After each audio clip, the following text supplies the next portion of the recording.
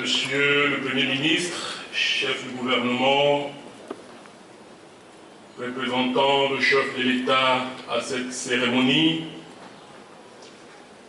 Éminence Philippe Cardinal Ouedraogo, Éminence, Excellence Monseigneur le nonce apostolique, Excellence Monseigneur l'archevêque de Douala, chers confrères dans l'épiscopat, autorités diverses, chers membres de la famille biologique de son éminence, cardinal Christian Toumi, chers frères et sœurs,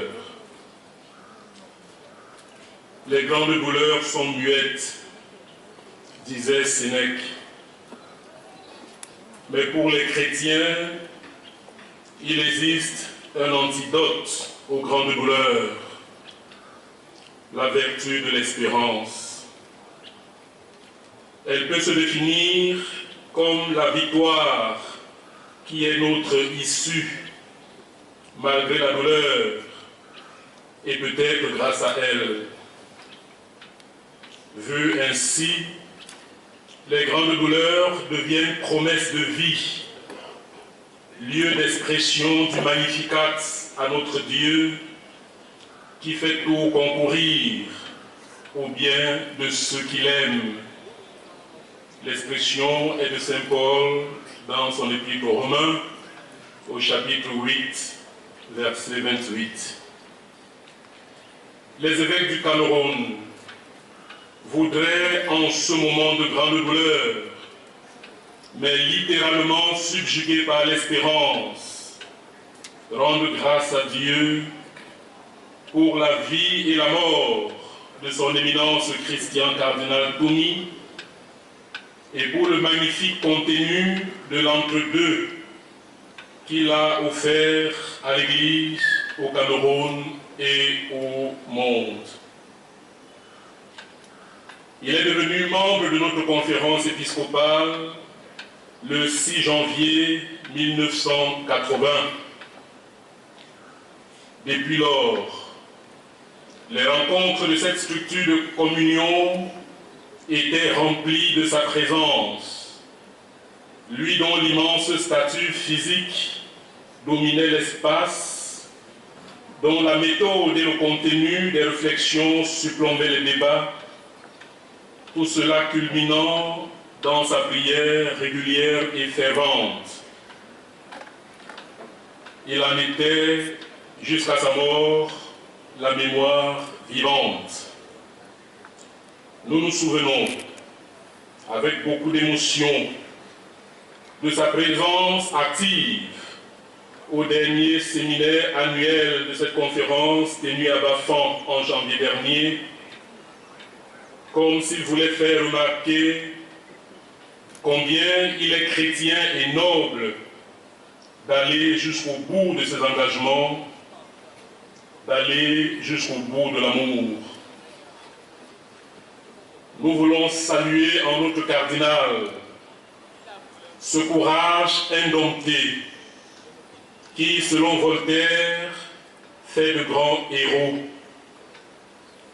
Il est en effet resté imperturbable face à ceux qui voulaient faire de lui aussi bien un paravent qu'un moulin à vent, préférant la constance dans son combat pour la justice et la paix, et depuis ces 4 dernières années, de façon particulière et presque monomaniaque, pour la réconciliation des Camerounais engagés dans le conflit dit anglophone. Il y a jeté ses dernières forces. Peut-être est-il mort en rêvant d'un pays réconcilié, d'un pays plus juste et fraternel. Peut-être mérite-t-il qu'en sa mémoire, nous arrêtions enfin avec ces guerres inutiles avec lesquelles nous sommes malheureusement en train de nous familiariser. Il s'en va en pleurant, il jette la semence, il s'en vient dans la joie et il rapporte les gerbes. Je viens là de citer le psaume 125 au verset 6.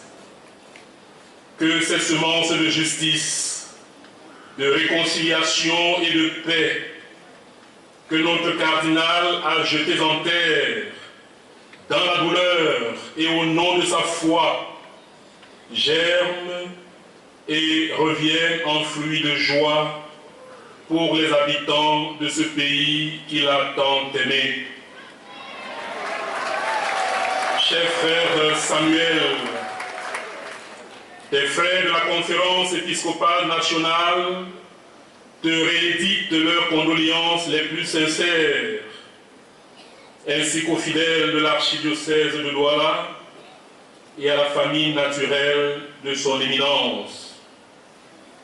Ils remercient tous ceux et celles très nombreux qui leur ont manifesté leur sympathie et se sentent très réconfortés par la présence à ces obsèques du président du symposium des conférences épiscopales d'Afrique et de Madagascar, le cardinal Philippe, de l'archevêque de Kinshasa, le cardinal Fridolin, des évêques membres de l'association des conférences épiscopales régionales de l'Afrique centrale, ACERAC, des représentants de la conférence épiscopale du Congo et celle de Guinée équatoriale, qui s'est tout au moins annoncée.